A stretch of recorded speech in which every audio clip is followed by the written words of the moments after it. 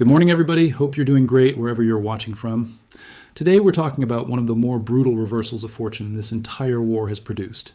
Because for a few weeks there, Iran's negotiating team genuinely had reason to believe they'd pulled off exactly what they wanted. A quiet American drawdown, the heavy bombers packing up and heading home, talks moving to Doha, all the visible signs of a war that was finally winding itself down on terms Tehran could live with. And then the bombers came back. So today, we're going to walk through exactly how that window of false optimism opened up, why it looked so convincing from the Iranian side of the table, and what it actually meant once heavy bomber assets showed back up in theater, and the whole calculation flipped again almost overnight. Stick around because we've got a full breakdown of what these bombers actually bring to the fight, a global roundup, and a strategic read at the end that I think explains exactly why Iran keeps getting burned by the same optimistic read over and over again. Let's rewind to the beginning of July, because that's really where this story starts.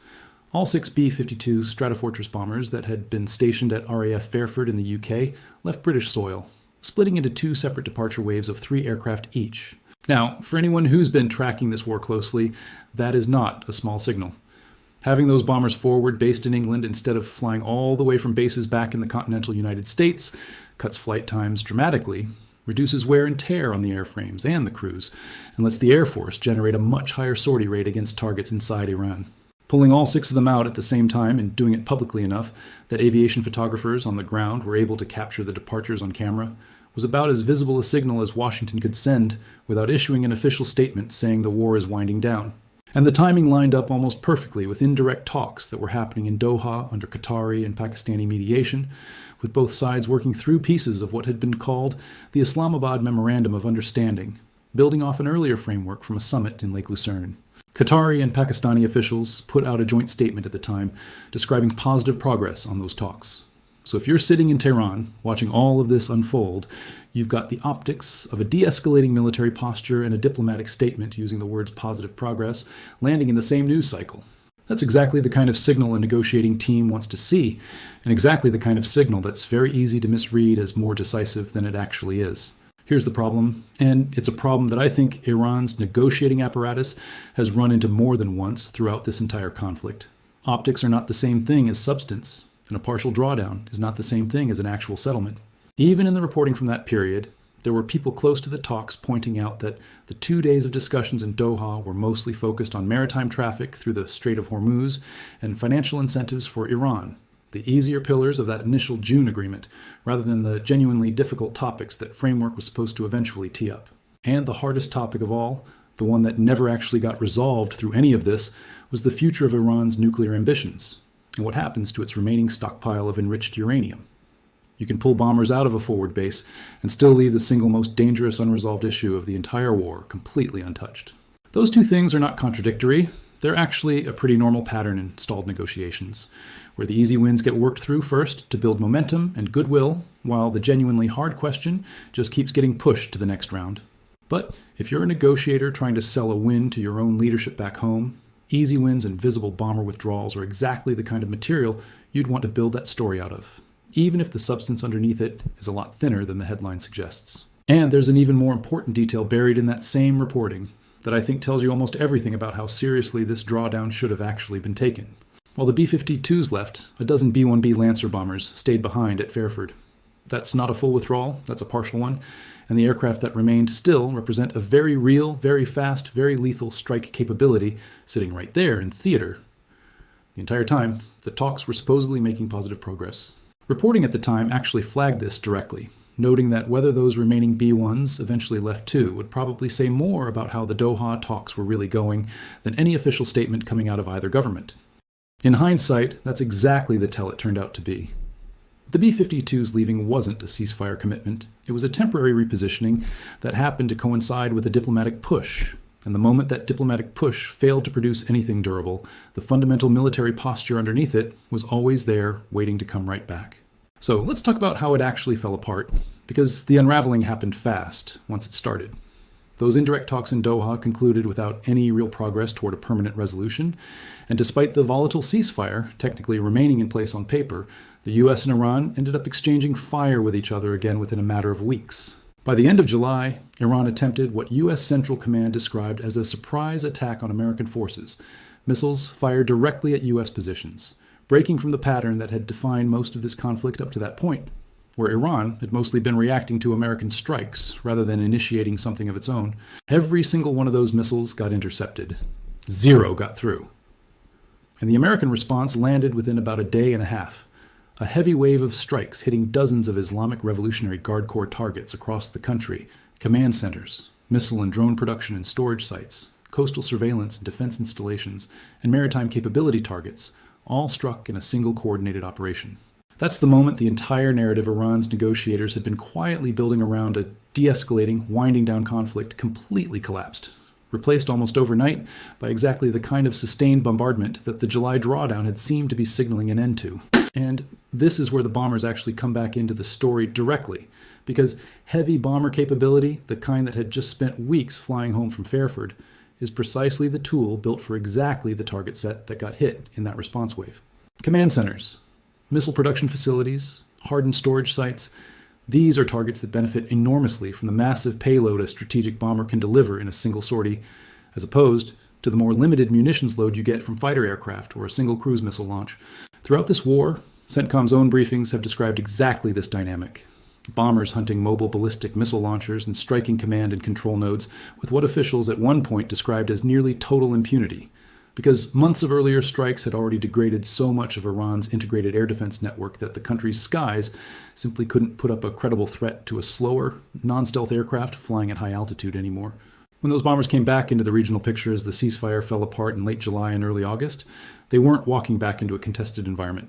They were walking back into exactly the kind of permissive airspace that had let them operate over Iran with reduced interception risk for months already. I want to actually break down why the B-52 specifically is such a devastating tool for this particular phase of the conflict, because I don't think people fully appreciate what makes this specific airframe so uniquely suited to the job, even though it first flew back in 1952 and is, by a wide margin, the oldest aircraft in the entire U.S. strategic bomber fleet. Its payload capacity sits right around 70,000 pounds, second only to the B-1B Lancer in the entire American bomber inventory, and it can carry a genuinely versatile mix of precision-guided bombs, air-launched cruise missiles, and even naval mines within a single sortie, which means one mission profile can be reconfigured depending on exactly what target set commanders want addressed that day.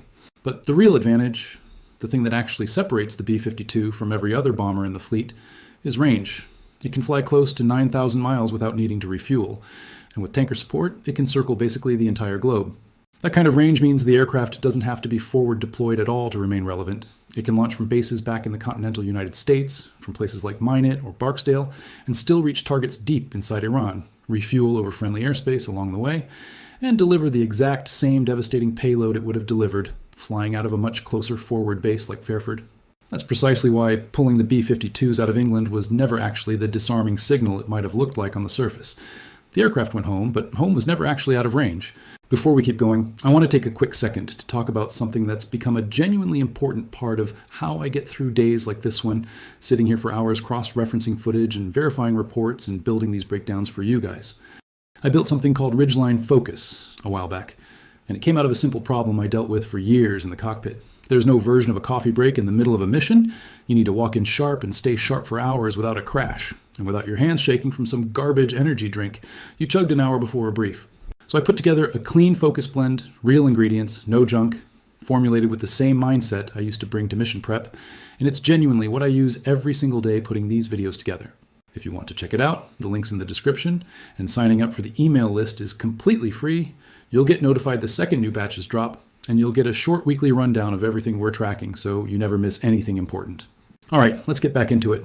I want to spend some time on the Iranian side of this specific miscalculation, because I think it's genuinely worth understanding why a negotiating team would read a partial, quietly reversible bomber withdrawal as a bigger win than it actually was.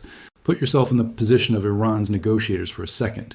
You're operating under a leadership structure that's already been described by multiple outside observers as fractured, following the loss of the country's top religious and military authority earlier in the year.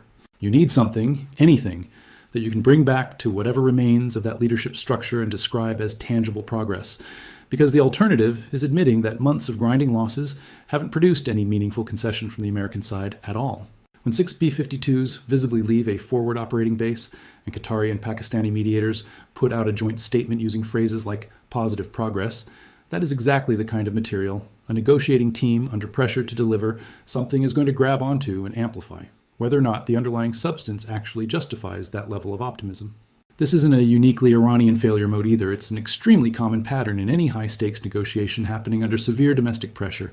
You start weighting the visible, symbolic signals more heavily than the substantive ones, because the visible signals are the ones you can actually point to and describe as a win, while the substantive gaps, the unresolved nuclear question, the 12 B-1 Lancers that never actually left, are a lot harder to explain away in a press statement. And I think that's really the core lesson sitting underneath this entire episode, because it's not really a story about bombers at all when you strip it all the way down. It's a story about the gap between signaling and commitment in a negotiation where neither side fully trusts the other, and probably has good reason not to. The United States pulled 6 aircraft out of a UK base while keeping a dozen more B-1s sitting right there the entire time, and kept the ability to fly B-52 sorties directly from the continental United States, regardless of what happened at Fairford. That's not deception exactly. It's more accurately described as flexibility, keeping every option on the table, while allowing a partial, reversible gesture to do some diplomatic work in the meantime. But from the receiving end of that signal, if you're a negotiating team that badly needs to report a win, flexibility can look an awful lot like commitment if you squint hard enough. And squinting hard enough at an ambiguous signal when you desperately need it to mean something specific is exactly the trap Iran's negotiators appear to have walked straight into. Let's get into the global roundup section, because there's more happening around this same window worth covering. Around the same period this entire sequence was unfolding, Saudi Arabian forces joined the United States in striking Iran-aligned militia positions in Iraq, specifically targeting the Popular Mobilization Forces, with reports indicating at least 20 people killed in those strikes, including confirmed Islamic Revolutionary Guard Corps personnel embedded among them. That expansion of the coalition, happening at almost the exact same moment the renewed strikes inside Iran itself were landing, tells you the pressure campaign wasn't limited to hitting the homeland directly. It extended out into the proxy network Iran has relied on for years to project influence without direct exposure. And, separately, the naval blockade enforcement in the Strait of Hormuz kept grinding forward through this entire window as well, CENTCOM redirecting, disabling, and boarding commercial vessels on a rolling basis, a slower, less visually dramatic form of pressure than a bomber strike, but one that's been costing Iran a genuinely enormous amount of money every single day it continues. So while the diplomatic story in Doha was the headline-grabbing piece of this particular news cycle, it was running in parallel with a military and economic pressure campaign that never actually paused, regardless of what the bomber departures from Fairford might have suggested on their own. So let's actually pull this together into a strategic read on what this entire sequence tells us. I think the honest answer is that Iran's negotiating team fell into the same trap that negotiating teams, under severe domestic pressure, fall into again and again throughout history, treating a reversible, partial symbolic gesture as though it represented a durable, substantive commitment, because the alternative, sitting with the reality that nothing fundamental had actually changed, was politically unbearable to carry back home. The bombers leaving England was real. The positive progress language out of Doha was real. But neither of those things ever addressed the actual hardest question sitting at the center of this entire war. And the moment Iran tested American resolve with a surprise attack at the end of July, the answer came back within 36 hours in the form of exactly the kind of heavy payload, high altitude, nearly unopposed bombing campaign that a fleet of B-52s, whether flying out of Fairford or flying all the way from Minot and Barksdale, is specifically built to deliver. The lesson here, if there is one, is that in a war defined by this much asymmetry in actual military capability, a temporary repositioning of assets is never the same thing as a genuine change in strategic posture, and mistaking one for the other is a mistake that gets corrected very quickly and very loudly once it's tested. The question I keep coming back to, and the one I genuinely want your take on, is whether Iran's leadership actually believed their own optimistic read on this, or whether this was always understood internally as a temporary diplomatic talking point, useful for managing domestic morale for a few weeks, regardless of how fragile the underlying reality actually was. Because there's a meaningful difference between a negotiating team that got genuinely fooled by an ambiguous signal and a negotiating team that knowingly oversold a reversible gesture because they needed something, anything, to report back home, even knowing it probably wouldn't hold. Do you think this pattern repeats itself again the next time some partial drawdown or diplomatic statement gets read as more significant than it actually is? Or do you think Tehran has learned enough from this specific whiplash moment to stop making the same read twice? Let me know exactly where you land on this in the comments below. I read every single one of them, and I want to hear your take. I also want to spend a minute on something that I think gets lost whenever a story like this moves this fast, which is just how much of modern warfare, especially a war this asymmetric, is fought in exactly this gray zone between signaling and substance rather than in the explosions themselves. Every single move either side makes in a conflict like this, one gets read, interpreted, and reacted to by the other side almost in real time, and both governments know that.